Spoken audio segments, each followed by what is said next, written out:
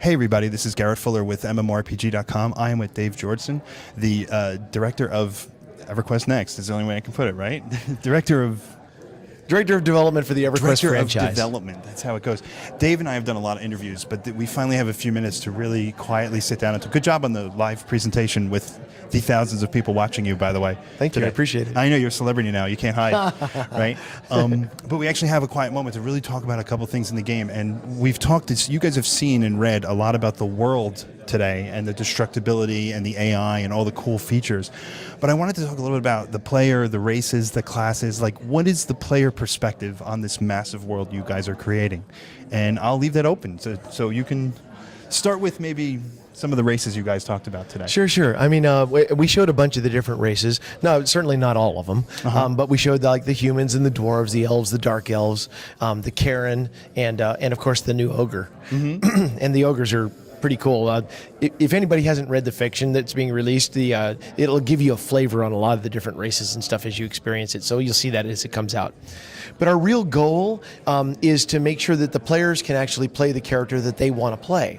So we're gonna create all these different races, and we have like just tons and tons of classes for you to choose from. And the reason why we have all those classes and the reason why we allow multi-classing is so that you can basically build the character that you want to play. That's what we really want. We want to bring role-playing back into these things. Sure. We want people to be able to be the look, the feel, the gameplay that they like to play. And so that's the way the whole game is being set up. So yeah, we supply you with the races at the beginning, and they have some base looks, but then there's all kinds of gear and all kinds of different appearances and everything like that you can choose from, and then it's up to you how you play the game. Awesome. I think it's a great open system you guys are creating. You talked a little bit about the classes, and I know we can't say classes per se right now, but tell us about your philosophy going into that multi-classing system, because it really, like you said, it really opens doors, and you could really design how you want. So what was it like as a development team to approach that and go, no, I think we're going to unlock classes as we go? Well, one of the things we did when we first started out was we kind of made a list of things that we just didn't want to see again in a virtual world. And one of them was kind of having that feeling of having made a mistake and being trapped in a class. Yeah.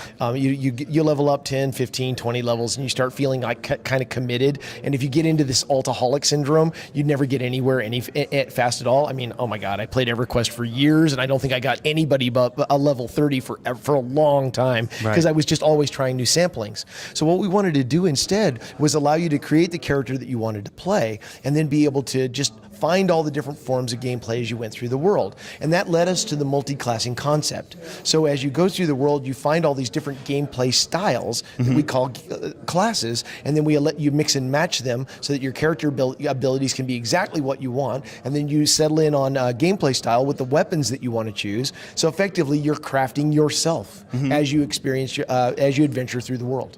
It makes perfect sense. Can you swing a two-handed sword and cast spells? Yeah, absolutely.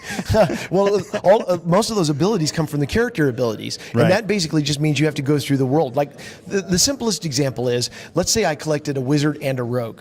Right. Now I could either be a backstabbing wizard or a teleporting rogue. Both good examples. Right. So and now imagine that with like 40 or more classes, where you're mix and matching, you're trolling through all your different classes and saving out all these different configurations. Now you and a buddy go into a big old fight and you get your butts kicked, right? And you come out of that fight and you go, that didn't work so well. Right. What are we going to do instead? Now you can talk about all the classes that are available to you and all the different gameplay styles that are available to you, as well as all the different loadouts of character abilities you had. And that means that on the fly, you can just change to something else and go back in there and fight that fight again. So it basically, the more you learn, the more you experience as you go through the world, the more adaptable and flexible your character becomes. I see. I think that's perfect. You gave a great example to me once, a long time ago, about how unlocking the classes through lore and through player choice. And it was something about the farmer and the orcs. Remember that one? Yeah, the barn burning. Yeah, the barn burning. Right. Tell us a little bit about that approach, because I love the idea that I can save the farmer, or I can turn around and go, I kind of want to talk to that orc chief over there and see what he's about. And that will actually lead to basically building your character. Just those types of story choices. Well, that all has to do with that emergent AI and the life of consequence thing. Because as you go through the world, the example of the burning barn is, so you're walking down a road and you see this barn burning on the hillside. and you can see orcs chasing the humans around the barn. And it's up to you as a player. At that point, there's nobody standing there with a feather saying, go save the humans. As a player, you're walking down and you know what you want to do. If you want to be a bad guy, you can be a bad guy and go help the orcs slaughter those humans. Or you can help defend those humans against the orcs. Well, that will have consequences because the game remembers everything that you did. The easiest way to think about it, this isn't actually accurate, but the easiest way to think about it is that everything in the world has an individual faction bar for you. So it's remembering everything. So when you help save those humans, you might find the opportunity to learn a different class than you would find if you help the orcs slaughter the humans. And so you're developing who you are based upon what your actions were. It's really difficult to become a paladin if you're not a good guy. Yeah, that makes sense. That makes sense. I love that you're doing it through the lore and through the gameplay embedded into the story. I think that makes perfect sense. One of the big fears we had, and this was an interesting thing, and you can answer it if you can or not, was we were curious how the skills work based on range and melee, because that's a huge balance issue that you have to focus on. And I'm not talking in terms of classes, I'm talking in terms of general skills, so that, with a destructible world, I can cast and drop a building on a fighter as he's trying to get to me.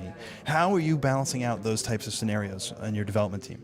Well, I'm not exactly certain I understand the question. So when you are dealing with the different skills, right? How do you deal with the melee classes like we saw the warrior this morning, and then we saw the mage, And the mage can do a lot more ranged effects versus the warrior's ability to get into your face and kind of melee it out with his weapons.